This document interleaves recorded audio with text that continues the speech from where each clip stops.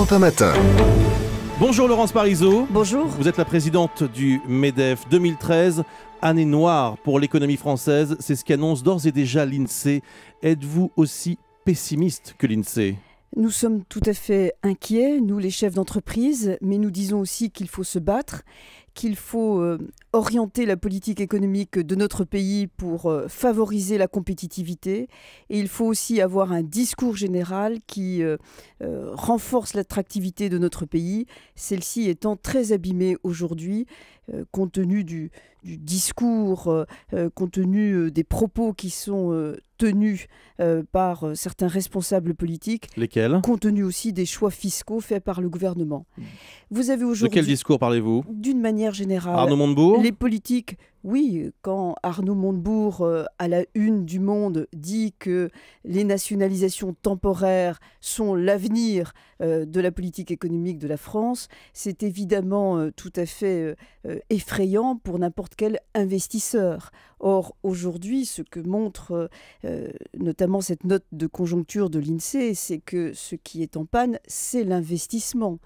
Et rien, pour le moment, ne le favorise. Sauf une chose, et je tiens à dire que le gouvernement, de ce point de vue-là, a pris une bonne décision, c'est le crédit d'impôt compétitivité-emploi, dont la mise en œuvre dès janvier 2013 pourra peut-être aider... Ça peut créer des emplois ?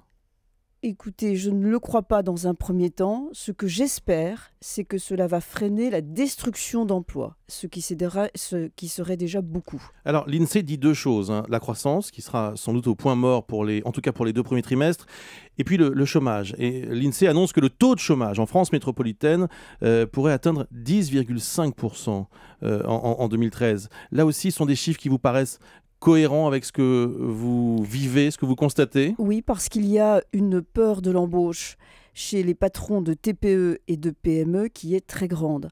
C'est pour ça d'ailleurs que nous sommes en train de négocier avec les organisations syndicales un projet d'accord qui pourrait être très important, qui a l'intention d'être ambitieux, ce projet d'accord, et qui pourrait réduire cette peur de l'embauche. Nous savons tous aujourd'hui que le réservoir d'emploi se trouve surtout dans les petites entreprises. Alors justement, c'est dans ce contexte économique difficile que se déroulent ces négociations. Ça devait se terminer fin décembre et finalement on apprend que c'est reporté à janvier. Pourquoi ça bloque ? Est-ce que c'est vous d'ailleurs qui bloquez ? Ce n'est pas du tout une mauvaise nouvelle, le fait que ça soit reporté. Comme je viens de vous le dire, le projet de texte est ambitieux. Nous couvrons beaucoup de sujets, beaucoup d'aspects de la vie de l'entreprise, de la vie des salariés et du fonctionnement du marché du travail. Et donc, si nous n'avons pas été en mesure de conclure hier soir, c'est parce qu'il y a encore un certain nombre d'ajustements, d'équilibres à trouver pour avoir un accord satisfaisant pour les deux parties. Est-ce qu'on peut dire que l'un des points d'achoppement, c'est la taxation des contrats courts ? Les fameux CDD. Là, visiblement, c'est une revendication incontournable pour les syndicats et vous ne voulez pas en entendre parler. Donc, qui va céder le premier ? Cette négociation s'appelle emploi. C'est la négociation emploi. Est-ce que la taxation des contrats courts va favoriser l'emploi ? Est-ce que de taxer, de rendre plus cher des contrats de travail qui sont utilisés notamment sur des opérations de court terme, est-ce que ceci va développer forcément les contrats à durée indéterminée ? Les organisations syndicales elles-mêmes disent que non. Donc pourquoi augmenter le coût du travail si ça ne change rien sur la modalité du contrat de travail ? Mais est-ce qu'on peut accepter, Laurence Parisot, que certaines entreprises ne fassent plus que des CDD ? C'est aussi une réalité ? Non, pas du tout. Vous savez qu'il y a une erreur d'interprétation sur les données qui sont rendues publiques. Il est vrai qu'il y a eu une augmentation, une tendance qui s'est développée ces dernières années, qui consiste à embaucher dans un premier temps en CDD avant de passer en CDI. Mais, Bruce Toussaint, point très important, 86% des salariés du secteur privé aujourd'hui en France sont en contrat à durée indéterminée. Et vous savez, 86%, donc c'est plus que la majorité, c'est la norme, c'est la norme. Et vous savez dans quel secteur les CDD très courts ont le plus augmenté ces dernières années ? Dans le secteur public, dans les administrations et Donc dans c'est les l'État milieux qui doit faire un associatifs. effort, c'est ce que vous dites ce matin. Donc, ce que je veux dire, c'est que nous ne devons pas être désignés du doigt comme nous le sommes trop souvent. J'aimerais qu'on parle de l'exil fiscal. Il y a l'affaire Depardieu, bien sûr, on va pouvoir y revenir dans un instant, mais Martial You du service économie d'Europe 1 nous révélait ce chiffre tout à l'heure. 5000 exilés fiscaux depuis l'élection de François Hollande, depuis mai 2012. Il y a une fuite des riches ? Je ne sais pas si c'est une fuite des riches. Je crois qu'il y a un doute qui s'est installé, je trouve très solidement, malheureusement, chez les forces vives, dans les forces vives de notre pays.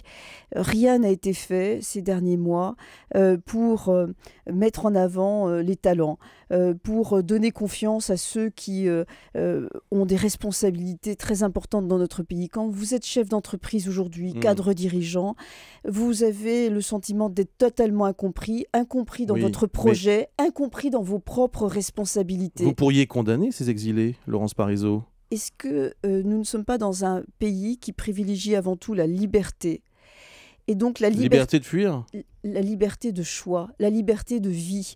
Alain Flelou qui s'en va à Londres Omar Sy qui s'en va à Los Angeles. Pourquoi deux considérations ? Alain Flelou, c'est un grand patron. Est-ce qu'il y a Omar Sy, c'est un grand artiste. Oui. Il n'a pas la responsabilité, Omar Sy, de centaines ou de milliers de salariés. Mais Alain Flelou a d'abord fait savoir ce matin qu'il continuait à payer ses impôts en France. Donc je ne vois pas en quoi son choix d'aller travailler à Londres est un problème. C'est un signal. Et surtout, mais est-ce qu'on est bien conscient du fait qu'aujourd'hui, nous passons notre temps dans les médias, dans les commentaires, à désigner des boucs émissaires et au fond à faire exactement le contraire de ce que François Hollande avait dit qu'il ferait.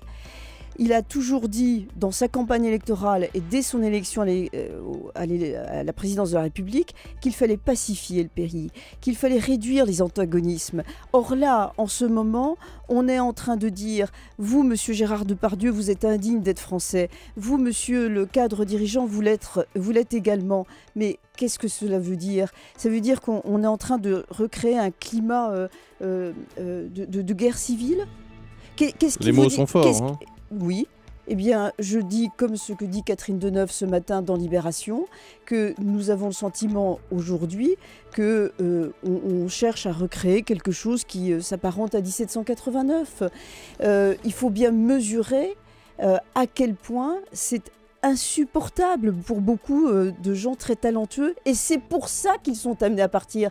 N'inversons pas l'ordre des choses. Un climat de guerre civile, c'est ce que dit Laurence Parisot ce matin sur Europe 1, quelques minutes avant l'entrée dans ce studio de François Hollande, qui est l'invité exceptionnel de Jean-Pierre Elkabbach dans quelques minutes.